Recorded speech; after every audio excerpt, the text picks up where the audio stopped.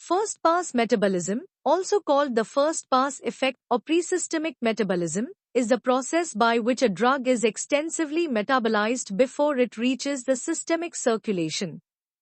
When a drug is administered orally, it is first absorbed through the gastrointestinal tract and then transported via the portal vein to the liver, which is the major site of drug metabolism. During this initial passage, a significant portion of the drug is broken down by hepatic enzymes such as the cytochrome P450 system, esterases, and conjugation enzymes, thereby reducing the amount of active drug available in the systemic circulation.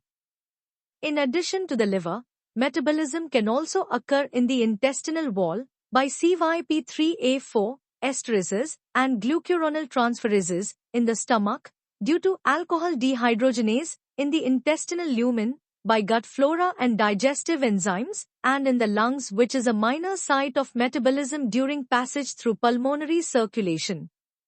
This sequence can be remembered by the mnemonic, liver is the source of metabolism in living.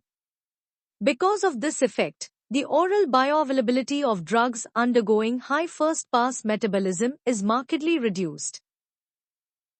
Drugs undergoing extensive first-pass metabolism can be remembered by the mnemonic, liver punishes many medicines very nicely, which include lidocaine, propranolol, morphine, metoprolol, verapamil, and nitroglycerin. The clinical significance of first-pass metabolism lies in its impact on drug dosing and route of administration. Drugs like nitroglycerin are ineffective orally due to extensive first-pass metabolism and are therefore administered sublingually or transdermally to bypass the liver, ensuring a rapid therapeutic effect in angina. Lidocaine is not given orally because of near-complete hepatic metabolism and is instead used intravenously or as a local anesthetic. Morphine requires a much higher oral dose compared to parenteral administration due to its significant first-pass effect.